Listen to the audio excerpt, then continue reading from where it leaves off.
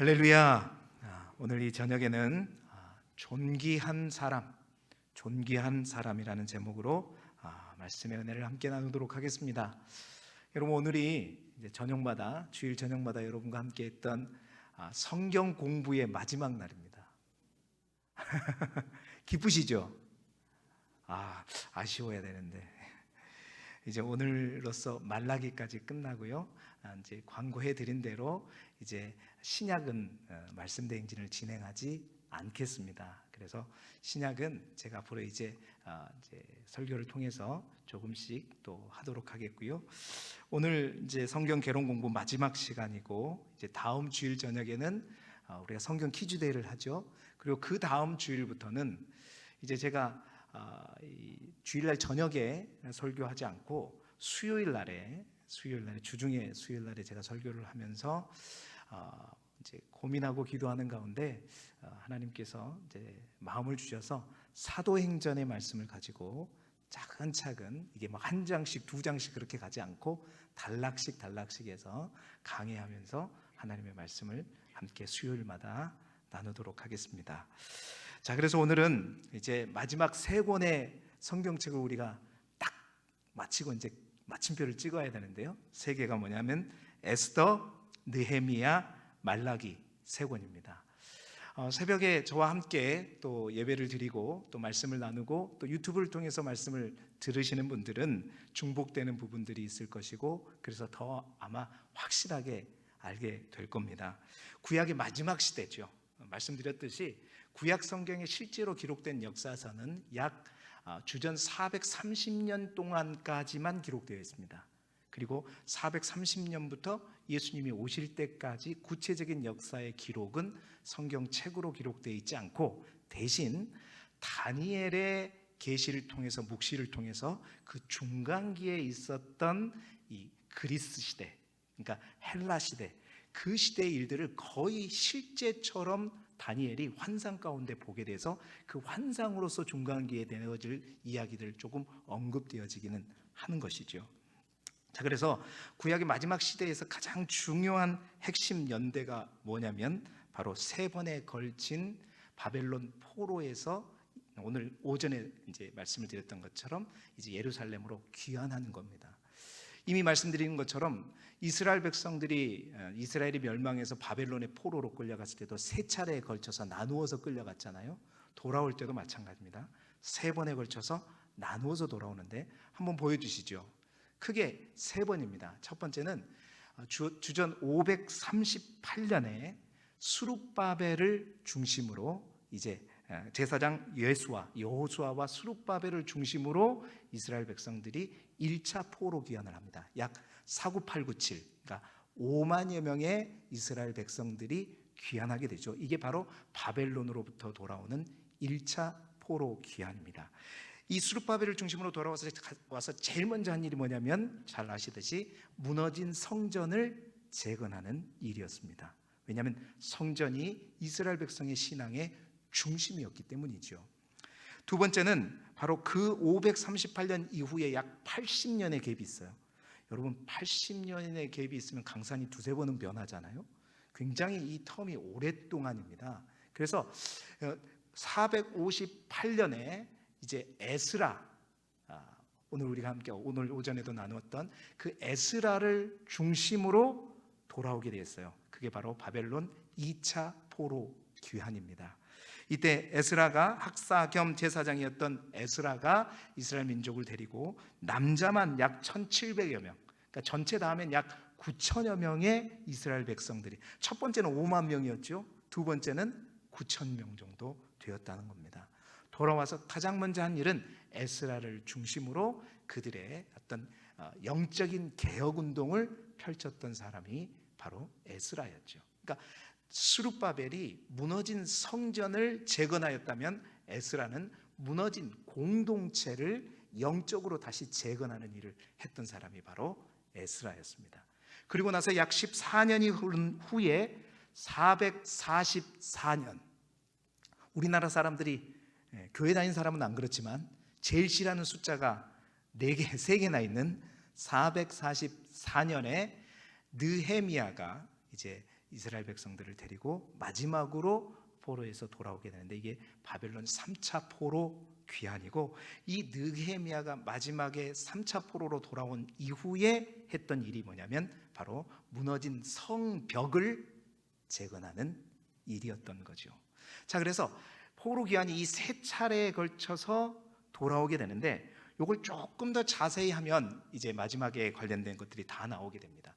저기 황토색으로 된 세 개가 1차, 2차, 3차 포로, 방금 제가 설명드린 겁니다. 자, 그런데 1차 포로 귀환에서 2차 포로 귀환 사이에 노란 것과 함께 약간 무슨 회색으로 된 네모 박스가 4개가 있지요. 1차 포로로 돌아와서 수룹바벨을 중심으로 가장 먼저 했던 일이 1년 동안 준비해서 주전 536년에 성전을 재건하기 시작했어요.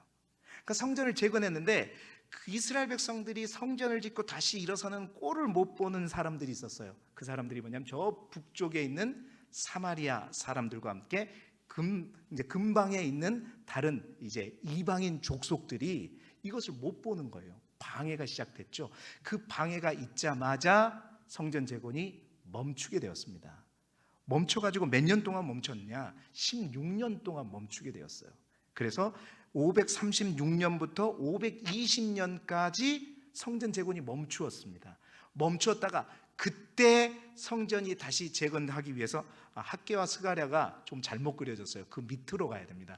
520년으로 가야 되는데, 학개와 스가랴 선지자들의 권면을 통해 가지고 이스라엘 백성들이 다시 성전 재건 작업을 시작하는데, 그게 바로 520년이고, 그렇게 다시 시작해서 4년 만에 516년에 성전을 완공하게 되죠.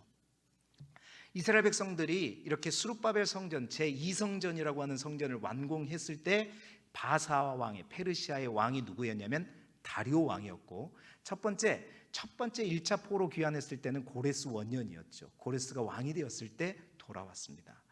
그리고 난 다음에 이제 2차 포로 기간 동안은 58년의 시간이 남아 있는데, 그 사이에 저 바벨론 땅에서 어떤 일이 벌어지냐면 바로 아하수에로 왕이 다리오 왕 다음에 또 이어지는 왕이었거든요. 그 아하수에로 왕 때에 있었던 일이 바로 에스더에 관련된 모르드게와 관련된 사건이었습니다.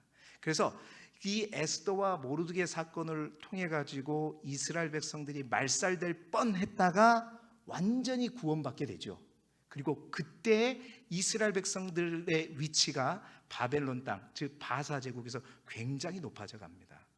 그러면서 그 에스더와 모르드게의 역할로 인해서 그 이후에 있는 2차 포로 귀환과 3차 포로 귀환이 원활하게 됐고, 아닥사스다 왕이 오히려 저 예루살렘 땅에 이스라엘 백성들이 귀환할 수 있도록 돕는 역할을 했던 것이죠. 그 에스더 사건이, 에스더에 있는 내용이 끝난 이후에 이제 458년에 에스라를 중심으로 2차 포로가 귀환하게 되고, 그리고 나서 약 14년 후에 이제 세 번째 느헤미야를 중심으로 포로 귀환이 이루어지는 거예요. 느헤미야도 이렇게 아까 말씀드렸지만 포로 귀환한 후에 마지막 성벽을 재건하고 이스라엘을 개혁합니다. 그래서 이스라엘 개혁을 약 12년 동안 한 후에 그가 1년 동안 잠시 다시 페르시아를 갔다 와요. 1년 동안 딱 갔다서 다시 돌아왔을 때가 언제냐면 주전 제일 밑에 있는 432년대예요. 이때 보니까 성전도 다 짓고 이제 성벽도 다 짓고 이제 이스라엘 백성들이 회복되고 다시 일어나는 것만 남을 줄 알고 바벨론 저 바사에 다녀왔는데 1년 동안 다녀와 보니 이 상황이 말이 아닌 거예요.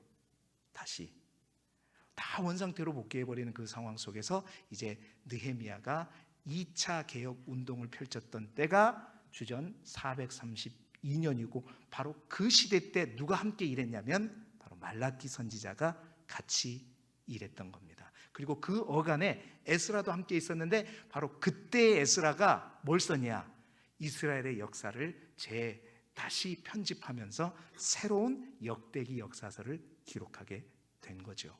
그리고 그 이후에 이제 주님이 오실 때까지 역사적인 기록은 다 빠져 있는 것입니다. 그래서 오늘 우리가 볼 말씀은 성전이 지어지고 2차 포로가 오기 전에 있었던 저 바벨론 땅에서 있었던 아하수에로 왕 때 있었던 에스더와 모르드게와 관련된 사건에 관한 에스더 책과, 그리고 이제 3차 포로, 우리가 2차 포로 에스라는 지난번에 함께 이제 내용을 살펴보았기 때문에 느헤미야 3차 포로 귀환 이후에 이제 역사를 기록하고 있는 느헤미야서를 함께 보겠고요. 그리고 느헤미야 13장에서 했던 2차 개혁 때 함께 그 개혁을 도왔던 말라기 선지자가 예언했던 그 예언들을 오늘 세 가지 책을 함께 잠시 저와 함께 나누도록 하겠습니다. 자, 그러면 첫 번째는 무슨 책이냐면 에스더입니다. 에스더는 여러분이 읽어보실 때 성경에서 가장 재미있고 쉽게 읽을 수 있는 책이 아닌가. 이해가 안 가는 게 없죠. 이 반응은 안 읽어봤다는 얘기? 한번 읽어보시면 에스더서는 별로 어려운 게 없어요. 그냥, 그리고 이 기간이 긴 기간이 아닙니다. 에스더서라고 하는 것은 바사의 4대 왕이었던 아하수에로 왕, 이제 세계 역사에서 보면 크레스케세스라고 하는, 우리가 영화 300이라는 영화 혹시 보신 적이 있으신지 모르겠어요. 그때 배경으로 등장했던 왕이, 바사 페르시아의 왕이 누구냐면 바로 아하수에로 왕입니다. 그때 이제 그리스가 완전히 다시 그리스가 일어나고 있을 때 바사가 그리스를 견제하기 위해서 끊임없이 그리스 원정을 펼쳐가면서 이제 일어났던 사건이, 그 내용을, 전쟁을 담은 영화가 300이라고 하는 영화인데, 그 아하수에로 왕 때 그 바사의 수도였던 수사에서 일어났던 한 사건의 역사를 다루고 있는 역사서가 바로 에스더서입니다. 그러니까 에스더서는 오랜 기간 동안의 역사를 담고 있는 책이 아니라 바로 바벨론 땅에서 이스라엘 백성들의 구원에 관련된 약 몇 년의 역사들을 담고 있는, 어떤 사건 중심으로 다루고 있는 그러한 역사라고 볼 수 있는 것이죠. 이미 말씀드리는 것처럼 1차 포로 때 이스라엘 백성들이 다 돌아온 게 아닙니다. 기껏 해봤자 5만여 명이 돌아왔죠. 자, 2차 포로 귀환 전까지, 그러니까 에스더서는 2차 포로 귀환하기 전이잖아요. 전까지, 그래서 이제 바사 땅에는, 바벨론 땅에는 많은 이스라엘 백성들이 있었습니다. 그 중에서도 이 바사의 수도인 그 수사에 많은 유대인들이 살고 있었죠. 자, 그런데 에스더서는 이처럼 페르시아의 수산에 가였던 이스라엘 자손들과 역시 그곳에는 유대 민족들뿐만 아니라 수산에 거주하는 이민족 중에서 아말렉 족속의 후손들이 있었어요. 그 아말렉 족속의 후손의 대표적인 인물이 누구냐면 바로 우리가 에스더에서 만나게 되는 하만이었습니다. 여러분, 아말렉 족속 하면 이 사울 지파, 베냐민 지파하고는 철천지 원수였습니다. 우리가 사무엘상에서 보게 되면 사울이 아말렉을 진멸하라고, 완전히 진멸하라는 하나님의 명령에 의해서 진멸할 때, 이제 그 명령에 불복종해 가지고 진멸하되 좋은 것은 따로 챙기면서 하나님 앞에 정말 내가 너를 왕으로 세운 것을 후회한다는 그러한 어떤 메시지를 사무엘 통해서 들었지만, 그때부터 아말렉이라고 하는 나라 민족은 이 이스라엘의 철천지 원수였을 뿐만 아니라 그 중에서도 어떤 지파? 바로 베냐민 지파, 사울의 지파였던 베냐민 지파에 대해서는 완전히 원수처럼 여겼는데, 여러분, 모르드게가 어느 지파 사람이었냐면 바로 베냐민 지파 사람이었습니다. 그러니까 모르드게의 꼴을 못 봤어요. 그래서 트집을 잡아서 결국 모르드게를 빌미로 삼아서 이 이스라엘 백성 유대인들을 완전히 말살하려고 하는 음모를 꾸미게 되죠.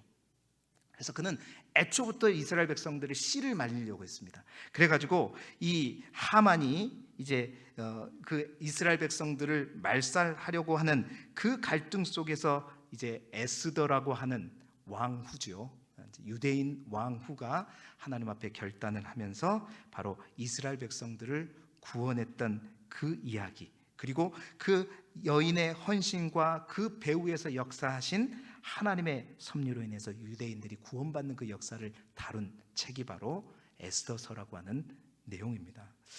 그러니까 에스더서는 이제 부림절, 에스더서 하면 딱 나오는 게 부림절입니다. 부림절이 어떤 절기냐면 이스라엘 백성들이 멸망받을 뻔한 그 날을 오히려 그 날에 하만의 족속들, 그러니까 아말렉 족속들이 완전히 멸망당하고 그 다음 날에 이스라엘 백성들이 완전히 구원되는 그 날을 기념하는 절기가 이스라엘 백성들이 지켰던 부림절이라고 하는 절기인데, 그 부림절의 기원을 설명하는 책이기도 하죠. 에스더서에는 특징이 하나 있습니다. 뭐냐면 에스더서에는 어디에도 하나님이라고 하는 이름의 존칭이 하나도 등장하지 않아요. 여러분, 구약 성경 가운데 하나님, 여러 가지 하나님의 이름이 있죠. 그 이름 중에 하나도 하지 않는 책이 딱 2권 있습니다. 그게 룻기와 함께 에스더서인데, 이 에스더서를 보게 되면, 여러분 잘 읽어보시게 되면 하나님이라는 이름은 등장하지 않지만 그 이스라엘 백성의 구원을 위해서 배후에서 역사하시고 일하시는 하나님의 움직임을 분명히 볼 수 있는 역사서가 뭐냐면 바로 에스더서라고 볼 수 있는 것이죠. 자, 그 에스더서 보면 3장에 보면 하만이 이제 음모를 꾸며가지고 어떻게 하면 이스라엘 백성들을 다 말살시킬까, 그래서 최대 권력을 잡았을 때 그가 이제 모르드게가 자기에게 절을 하지 않았다는 이유를 빌미를 삼아가지고 모르드게와 함께 이스라엘 백성들을 이제 다 말살시키려고 이제 왕의 반지를 얻게 되고, 그러면서 제비를 뽑죠. 1월달 니산월에 제비를 뽑아가지고 언제 이 이스라엘 백성들을 완전히 씨를 말릴까 제비를 딱 뽑았더니, 여러분 그 제비가 몇 월이 뽑혔냐면 12월이 뽑힌 겁니다. 자, 이게 하나님의 역사예요. 1월에 뽑았는데 2월에 뽑았으면 어떻게 해요? 2월 달에 바로 끝나는 거예요. 그런데 12월에 제비를 뽑았는데 12월이 뽑아서 1월 13일 날에 이제 전 지방에 조서를, 왕의 반지와 함께 도장을 찍어가지고 전 지방에 조서를 날린 거예요. 이 12월 13일 날에 너희 근처에 있는 모든 유대 민족들, 이스라엘 족속들을 완전히 다 죽이겠다 하는 그 조서를 쫙 보내는 겁니다. 자, 이 소식이 알려지자 모르드게가 이제 왕후 에스더에게 가가지고 도움을 요청하죠. 여러분, 많은 사람들이 이제 모르드게는 에스더의 삼촌이다라고 생각하고 있어요. 삼촌입니까? 네, 기침 소리만밖에 없었어요. 모르드게가 에스더의 삼촌이 아니라 이제 모르드게의 삼촌의 딸이 에스더예요. 그러니까 모르드게와 에스더는 몇 촌 관계죠? 사촌입니다. 사촌. 그러니까 사촌 오빠가 모르드게예요. 나이 차는 좀 있었던 것 같습니다. 그래서 그 모르드게가 에스더에게, 여러분이 잘 아시는 이때를 위함이 아니냐, 그래서 죽으면 죽으리라 하면서 에스더가 금식을 선포하고 나를 위해서 금식해달라고 하고 이제 아하수에로 왕에게 나가잖아요. 원래 왕의 부름이 없을 때 왕에게 나가면 그것은 뭘로 오인되냐면 왕을 살해하고자 하는 의도로 짓기 때문에 왕의 부름 없이 왕 앞에 나가면 무조건 죽습니다. 남녀를 막론하고. 그런데 3일 동안 금식하고 홀쭉해지겠죠. 3일 굶으면. 그래가지고 왕 앞에 왕의 뜰 하나로 딱 지나가는데 왕이 그 에스더를 보면서 어떻게 했다? 홀딱 반했다. 너무 이쁜 거예요. 근데 그때 당시가 언제였냐면 한 달 동안 왕이 에스더를 찾지 않았을 때예요. 그만큼 사랑이 식었고 애정이 식었다는 건데, 갑자기 에스더를 딱 보는 순간 너무너무 이뻐 보이는 거예요. 에스더 보고 와라 그랬죠. 에스더가 너무, 오늘 이제 그랬겠죠. 너무 이쁘다고 해서 이제 어떻게 왔냐 이렇게 얘기했을 때 에스더가, 그렇죠, 왕이시여 내가 잔치를 베풀 테니까 하만과 함께 이 잔치에 오라고. 내가 너가 너무 예뻐서 그러는데 네가 원하면 나라의 절반이라도 주겠다 했더니, 왕이여 저는 왕을 모시는 것만으로도 나에게 큰 보람입니다. 여러분이 아하수에로였으면 어떻게 하겠어요? 안 그래도 예뻐 죽겠는데 나라의 절반이라고 좀 나라의 절반을 요구하면 될 것이, 왕이시여 나는 왕을 접대하는 거, 왕을 대접하는 것만 해도 나의 기쁨입니다. 그러니까 완전히 그냥 홀딱 넘어져 가지고 이제 그러면 내일 다시 한번 하만과 함께 잔치를 열 테니까 또 오십시오. 여러분, 그래가지고 그날 밤에 어떻게 해요? 아하수에라가 이제 잠을 청하려고 하는데 그날따라 잠이 안 오는 거예요. 잠이 안 와가지고 궁중 일기를 딱 가져와라 그래가지고 궁중 일기를 읽게 되는데, 그때 옛날에 모르드게가 자기를 죽이려고 했던 궁중의 내시들의 음모를 알고 그것을 고발해가지고 자기를 살려주었던 그 사건의 기록들을 딱 듣게 되죠. 그러면서 그 모르드게에게 상을 준 적이 있냐, 상을 줬느냐 확인하고, 와 실수했다. 그래서 모르드게를 불러서 상을 주고 하만까지 불러서 모르드게, 내가 정말로 상 주고 싶은 사람이 있는데 어떻게 하면 좋겠냐 그러니까 왕의 반지를 내주고 왕의 말을 내주고 자기는 자기한테 줄 줄 알고 그랬다가 속닥 그냥 모르드게가 하만을 이제 왕의 말에 태우고 전국을 돌면서 이제 그런 어떤 모르드게가 존귀하게 여겨지는 그 사건과 함께 그 다음 날 또 어떻게 됐어요? 하만과 함께 잔치에 갔는데 이제 그날 진짜로 이제 다시 한번 아하수에로 왕이 에스더에게 그러잖아요. 진짜 네가 원하는 거 있으면 말해라. 내가 너무 사랑스러워서 선물을 주겠다 했을 때 이제 자기 민족에 관한 얘기를 그때 합니다. 도대체 누가 그런 일을 꾸미고 있냐? 그랬더니 누구였어요? 하만입니다. 그래서 결국은 하만은 바로 모르드게를 죽이려고 자기가 만들었던 그 장대에 오히려 자기가 달려 죽게 되고 모르드게는 존귀 여김을 받게 되고 뿐만 아니라 이스라엘 백성들은 어떻게 해요? 12월 13일 날에 말살될 뻔했는데 오히려 12월 13일 날에 어떻게 해요? 모르드게가 아니라 그 하만의 족속들, 아말렉 족속들이 싹 다 그날에 대신 죽게 되고 그 다음 날이었던 12월 14일, 15일이 바로 죽을 뻔한 이스라엘 백성들이 하나님의 은혜로 구원받는 날을 기념해서 부림절이라고 하는 날로 지키는 이스라엘의 절기가 되었던 것이죠. 여러분, 그 이야기를 기록한 책이 뭐다? 바로 에스더서이다. 에스더서의 구절을 보게 되면 그래서 어떻게 됐냐면 총 10장으로 되어 있습니다. 근데 에스더서가 제가 새벽에 얘기할 때 에스더는 기도에 의한 승리의 책이라고 말씀드렸잖아요. 1장부터 3장까지는 이스라엘 백성들의 위기에 관해서 나옵니다. 그러나 이제 4장에 가가지고 이제 에스더가 왕이 된 이후에 이제 조소가 다 퍼지고 이스라엘 백성들이 죽게 되었을 때 모르드게의 건의로 인해서 이제 에스더가 4장 15, 16, 17절에 보면 금식을 선포하면서 기도하면서 죽으면 죽으리라 하는 그 기도와 함께 움직임이 시작되면서 이제 위기에서 뭘로 바뀌는 거예요? 승리로, 구원으로 바뀌는. 그래서 1장부터 3장까지가 위기의 내용이고 4장부터 10장까지가 승리인데 4장에서 헌신과 결단이 이루어지면서 이제 그 이스라엘의 운명과 모르드게의 운명과 모든 것이 바뀌게 되는 역사의 이야기가 바로 에스더라고 하는 성경입니다. 자, 그래서 이러한 에스더와 모르드게의 헌신으로 인해서 이스라엘 백성들이 2차, 3차로 포로 귀환을 할 수 있었어요. 어쩌면 이 사건이 없었다 그러면 이스라엘 백성들은, 이 부림절의 역사가 없었다 그러면 이스라엘 백성들은 다 말살되었을 것이고 뿐만 아니라 귀환도 못했겠죠.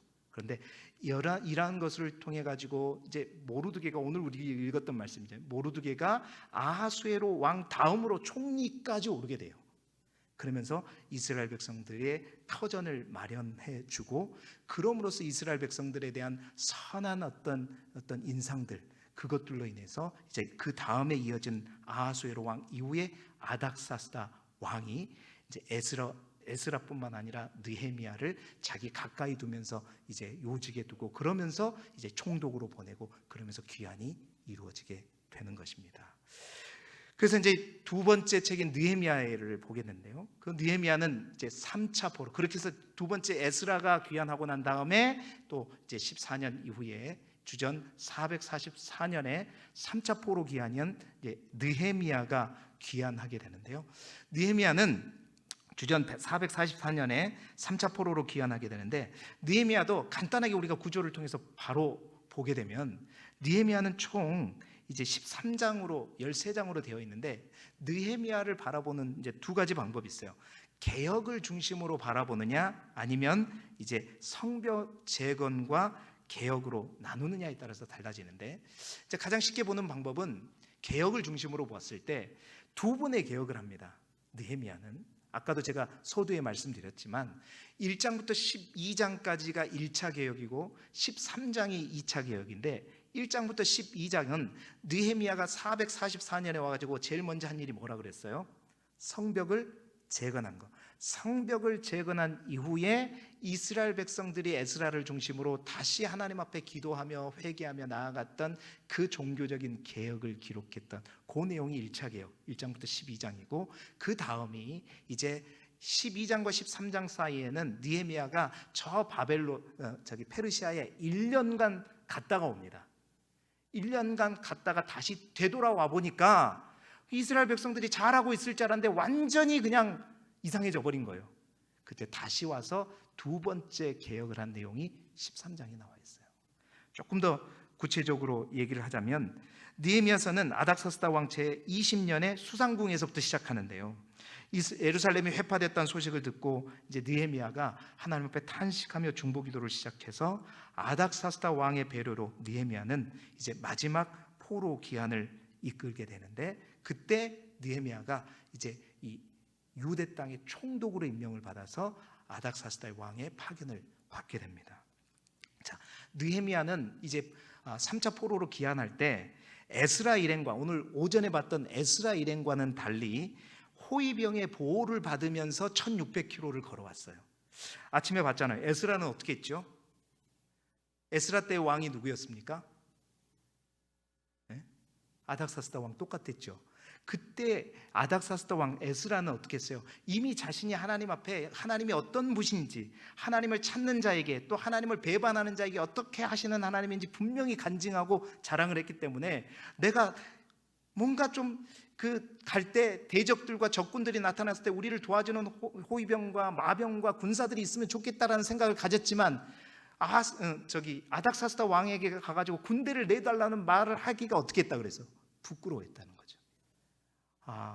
하나님 믿는다면서 결국은 힘드니까 그냥 다 사람 찾고 군대 찾네, 이런 말 듣기 싫어서, 아니 듣는 게 부끄러워서 창피해서 어떻게 했다? 하나님께 매달려서 그는 하나님의 은혜로 1500km, 600km를 큰 어려움 없이 오게 되었어요. 그런데 이 느헤미야는 총독으로 파견되다 보니까 군사가 함께 따라갔단 말이에요. 호위병이 함께 따라가고, 느헤미야는 그렇게 해서 안전하게 예루살렘에 도착한 이후에 도착해 보니 여전히 사마리아 지역에 있는 총독인 산발랏과 암몬 지역의 관원이었던 도비아와 또 게셈이라고 하는 아라비아 지역의 통치자가 이스라엘 백성들이 성벽을 재건하는 것을 방해하기 시작하죠.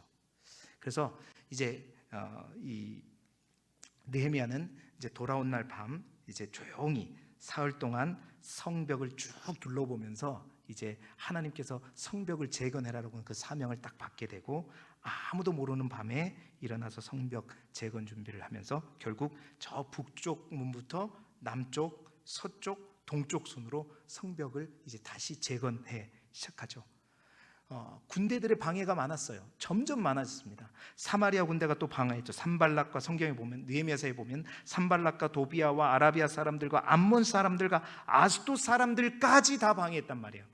그런데 느헤미야는 사마리아 군대가 방해하니까 무장한 군대, 자기도 군사를 가지고 있었잖아요. 무장한 군대를 개입시키면서 성벽 재건을 지속하게 되죠. 우리가 스룹바벨을 중심으로 성전을 재건할 때는 그랬잖아요. 사마리아 사람들이 방해하자마자 멈췄잖아요. 그 멈춤이 몇 년 동안? 16년 동안 됐는데 느헤미야의 리더십은 달랐단 말이에요. 그가 총독으로 부임했기 때문에 군사를 가지고 있어서 사마리아 군인들이 방해를 하자 어떻게 해요? 군대를 투입시켜서 무장을 하고 싸우면서 성벽을 재건했어요. 그러면서 여러분, 그 큰 성벽을 며칠 만에 완공하게 되냐면 52일 만에. 여러분, 이것은 굉장히 기적적인 내용, 세계 역사에서 불가사의한 중에 하나인 거죠. 52일 만에 예루살렘 성벽을 싹 다 완공해버립니다. 그러니까 뭔가 하나님께서 일하시는 초자연적인 역사가 있었음을 보게 되죠. 자, 그런데 문제는 뭐였냐면, 그 문제는 적은 내부에 있었어요. 성벽을 재건하는 과정에서 어느 흉년이 들었을 때 이스라엘 백성들 중에 어떤 사람, 지도자들이 자기 백성들을 팔아버리는 거예요. 왜냐하면 돈이 없으니까, 먹을 게 없으니까. 그 상황을 얘기하고 있는 말씀이 느헤미야 5장 8절의 말씀이에요. 사실은 우리가 신학교 다닐 때 이 말씀은 굉장히 중요시 여기는 말씀이었는데요. 우리 5장 8절의 말씀을 한번 읽어볼까요? 시작.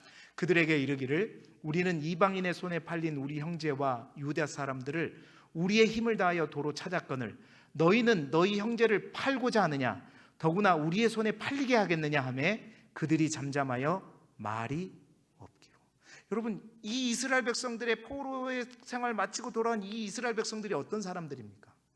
정말로 산전수전 공중전 다 겪으면서 힘들게 어렵게 하나님의 인도하심과 도움에 따라서 다시 찾은 백성이잖아요. 다시 돌아온 백성인데 그 한 사람 한 사람 너무나도 소중한 하나님의 남은 자요, 이스라엘 백성들을 다시, 이스라엘이라고 하는 나라를 다시 일으킬 한 사람 한 사람들인데, 이 사람들이 힘들다고 어렵다고 동족을 어떻게 해요?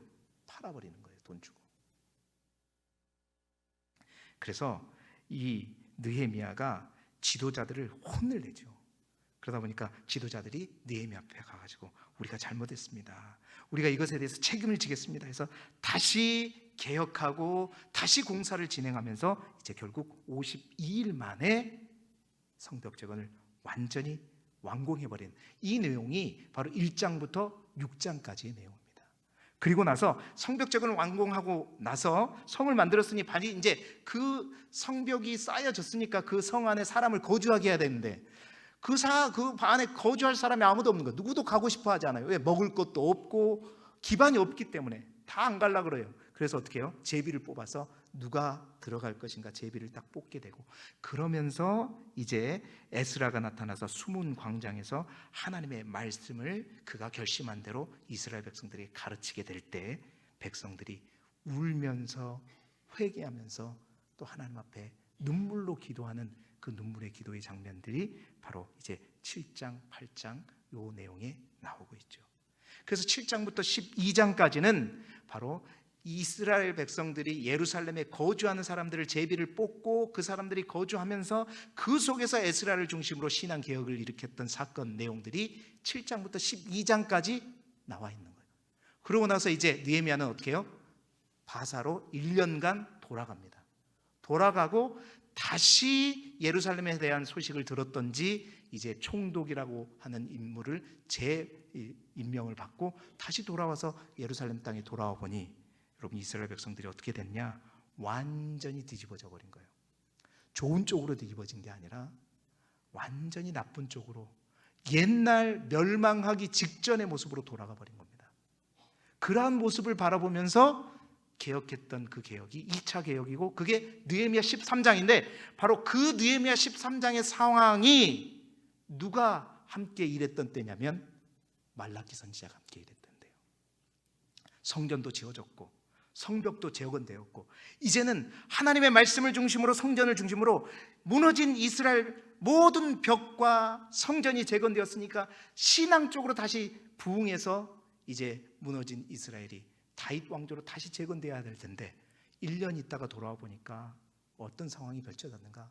완전히 이스라엘 백성들이 붕괴될 정도의 상황이 되어버린 겁니다. 그래서 그때 느헤미야를 도와서 함께 하나님의 말씀을 외쳤던 선지자가 누구다? 말라기다. 그러니까 말라기의 배경은 느헤미야 13장입니다. 그리고 그때의 에스라도 함께 있었어요. 에스라도 함께 있으면서 정말 절망과 좌절 가운데 모든 것을 다 잃어버리고 이제 우리는 끝났구나, 이제 우리는 더 이상 하나님의 백성이 아니구나, 이렇게 돌아와서 성전 짓고 성벽 짓고 이제 그러면 모든 것이 다 끝날 줄 알았는데 그것이 더디 오고 하나님의 나라, 또 하나님의 약속들이 더디 실현되는 것을 보면서 모든 걸 다 포기해버리고 그런 상황 속에서 이제 에스라가 옛날에 제가 말씀드렸던 것처럼 순종하면 복받고 불순종하면 저주받는 그러한 관점에서 이스라엘의 역사를 바라보는 것이 아니라, 아무리 우리가 불순종해서 저주를 받았을지라도 우리가 겸비하고 낮아져서 하나님 앞에 눈물을 흘리고 나아가게 되면 그 하나님께서 우리에게 불쌍히 여기시고 은혜를 베풀어 주셔서 이스라엘 백성을 다시 회복시킬 것이다 라는 그 은혜의 관점에서 이스라엘의 모든 역사를 다시 재집필하는 것, 그게 바로 역대상하 에스라와 같은 그런 역대기 역사서였죠. 제가 역대기 상하를 할 때 그 내용들을 말씀드렸던 겁니다. 자, 그래서 이제 느헤미야 얘기가 됐고, 마지막 말라기는 어떤 책인가?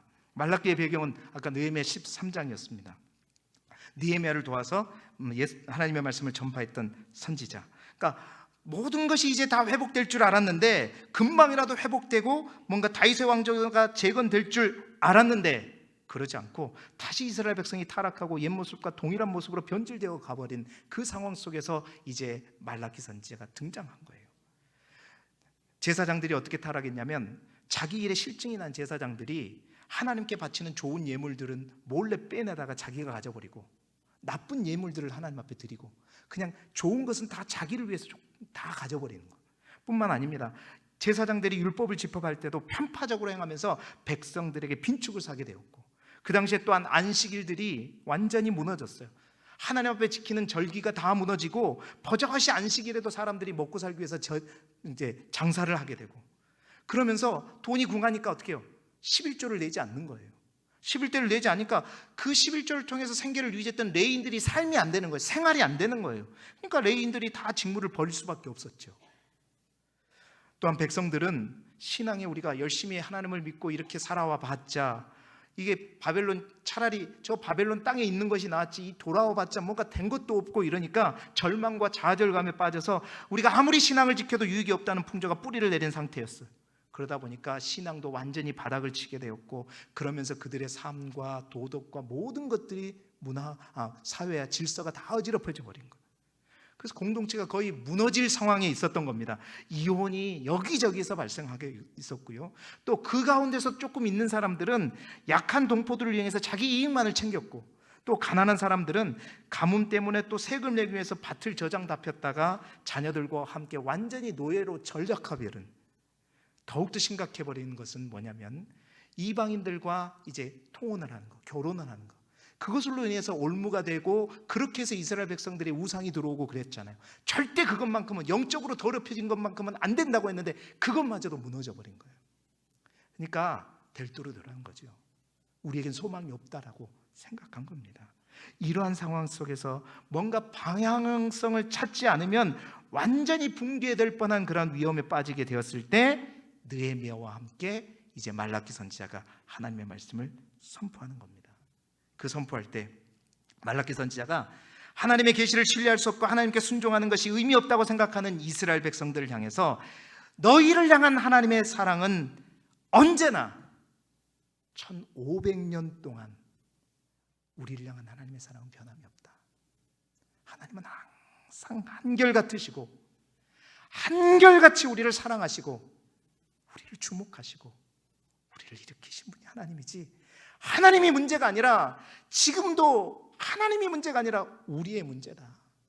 제사장들과 이스라엘의 백성들이 다시 죄에 빠지니까 하나님께서 진노한 것뿐이지, 그 진노 속에서도 하나님은 여전히 우리를 사랑하시고 우리를 위한 하나님의 선물을 준비하고 계신다. 이 메시지를 선포하는 게 바로 말라기입니다. 그래서 그걸 어떤 식으로 선포하냐면 제사장들과 백성들의 죄를 위해서 하나님을 진노케 함을 반문 형식으로, 질문 형식으로 논증하면서 예언한 선지자가 말라기 선지자예요. 예를 들자면 이런 거예요. 하나님이 이스라엘 백성을 겁나게 사랑하셔. 그럼 누가 반문을 해요. 주께서 어떻게 우리를 사랑하셨습니까? 말해보세요. 그럼 하나님께서 너희를 사랑하신 이유가 이러한 것이다. 이렇게 하면서 8가지 질문을 통해서 하나님에 관한 하나님의 마음을 이스라엘 백성들에게 전하죠. 한번 띄워줘 보시겠어요? 좀 복잡한 것 같지만 이 빨간색으로 된 게 8가지 질문이에요. 여러분 말라기서에 보게 되면 총 8개의 문단으로 되어 있습니다. 그 중에 8개의 반문이 나와요. 하나님이 사랑이다. 우리를 어떻게 사랑했는데요? 너희가 하나님의 이름을 멸시하였다. 우리가 어떻게 멸시했는데요? 우리가 어떻게 주를 더럽게 하였습니까? 어찌미니까? 우리가 어떻게 여호와를 괴롭게 했습니까? 우리가 어떻게 하여 돌아갈 수 있습니까? 우리가 어떻게 주의 것을 어떻게 도적질했습니까? 우리가 무슨 말로 주를 대적했습니까?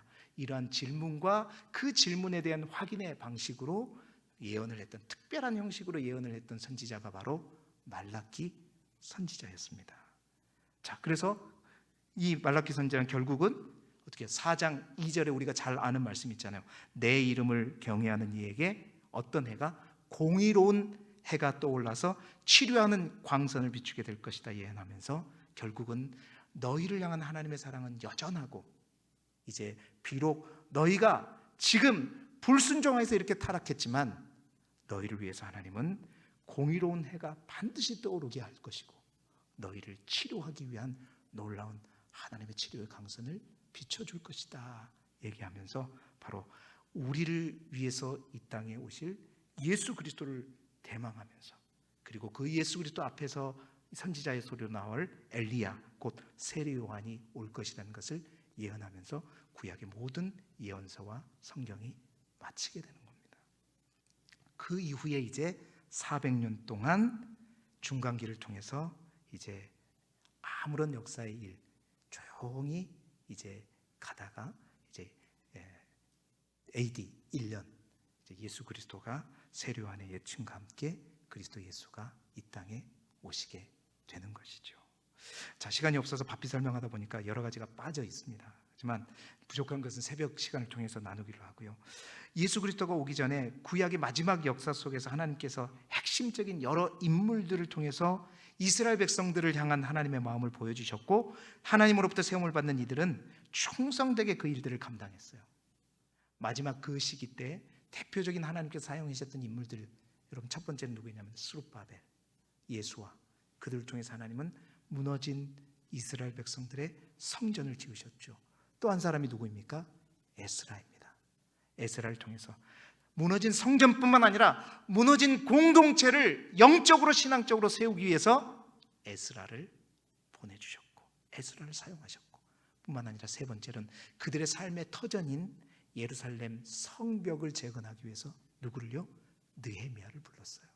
그리고 그러한 에스라와 느헤미야가 이스라엘 백성들이 다시 예루살렘 땅에 돌아갈 수 있도록 하기 위해서 하나님은 누구를 선택하셨냐면 저 바벨론 땅에서 에스더와 모르드게를 통해서 이스라엘 백성들을 살리셨던 겁니다. 오늘 우리가 소두에 읽었던 본문 에스더 10장 3절의 말씀을 다시 한번 띄워주시죠. 그 당시에 마지막 때 하나님께서 사용하시던 그 모든 인물들의 공통적인 것이 뭐냐면 바로 이 모르드게에 관련된 마지막 이 이야기 속에 나왔어요. 스룹바벨도 마찬가지고 에스라도 마찬가지고 느헤미야도 에스더도 모르드게도 마찬가지입니다. 이 말씀은 모르드게가 어떻게 됐는가에 관한 얘기인데, 유다인 모르드게가 아하수에로 왕의 다음이 되었고 유다인 중에 크게 존경받고 그 허다한 형제들에게 사랑을 받고 그의 백성의 이익을 도모하며 그의 모든 종족을 안위하였더라. 여러분, 모르드게뿐만 아니라 말씀드린 대로 스룹바벨도 에스라도 느헤미야도 똑같았어요. 마지막 때 하나님께서 사용하신 인물들, 그 인물들은 여러분 이스라엘 백성뿐만 아니라 그 식민지의 제국의 왕들에 의해서 인정받았습니다. 모두가 그들의 입술을 통해서 하나님이 살아계시는구나 라는 말을 고백할 수 있도록 그들은 삶을 통해서 하나님께 예배를 드렸고, 믿지 않는 이방 제국의 왕들조차도 신임할 정도로 그들은 많은 사람들에게 칭찬받고 인정을 받았어요. 뿐만 아닙니다. 모르드게가 그랬듯이 다른 모든 하나님께서 사용하신 그 하나님의 사람들, 유다인 동족들에게 크게 존경받았다고 얘기해요. 또한 존경받았을 뿐만 아니라 어떻게 했다고요? 허다한 그들의 형제들에게 사랑을 받았다. 자, 존경받고 사랑받았고, 그리고 그들은 그 받은 만큼 어떻게 했어요?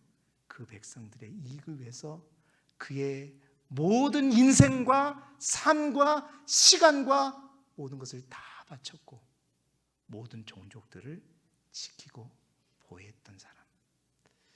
여러분, 지금 마지막 때 이 사람들은 예수님의 초림을 기다리면서 그 초림을 예비하는 자들이었습니다. 그렇다면 우리는 어떤 사람입니까? 우리는 예수 그리스도께서 다시 오실 재림을 예비하는 자들이에요. 그럼 이 마지막 때에 우리가 해야 될 일은 무엇일까요? 우리 각 사람이 어떤 자로, 어떤 사람으로 이 시대의 역사 속에 자리매김을 할 수 있어야 될까요? 바로 스룹바벨과 에스라와 또한 느헤미야와 모르드게와 에스더가 그랬던 것처럼 많은 이들에게, 믿지 않는 많은 이들에게도조차 너희를 보니 하나님이 살아계시다라고 고백하게 할 수 있는 그런 삶을 살아야 되겠고, 뿐만 아니라 믿음의 많은 형제들에게 존경받고 사랑받는 존재, 그리고 나를 위해서만이 아니라 동족을 위해서, 하나님의 나라를 위해서, 하나님의 공동체를 위해서 아낌없는 수고를 맞이할 때 그 사람이 곧 존귀한 자요 그 존귀한 사람이 마지막 때에 우리 주님 다시 오실 날 하나님이 오실 것을 예비하는 하나님의 사람이라는 겁니다. 여러분은 어떠한 사람으로 지금 주님의 다시 오심을 기다리고 계십니까? 우리가 읽은 마지막에 이 성경을 통해서 여러분의 삶이 정말 하나님 앞에 존귀한 삶으로 모르드게처럼, 에스라처럼, 느헤미야처럼, 스룹바벨처럼 살아가는 저와 여러분이 되기를 그리스도 예수 이름으로 축복합니다.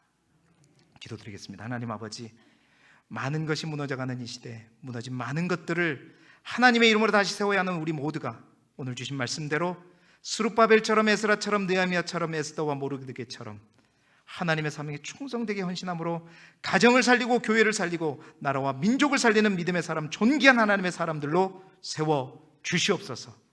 그동안 구약 성경을 함께 끝까지 하나님 공부하게 하심을 감사드립니다. 말씀이 특기가 되는 우리 길쭉교회 성도들이 되게 도와주시고 말씀을 더 깊이 헤아리고 말씀 속에서 역사하시는 하나님을 더욱더 경험하는 사랑하는 주의 성도들 되게 하여 주옵소서. 예수 그리스도 이름으로 기도드리옵나이다. 아멘.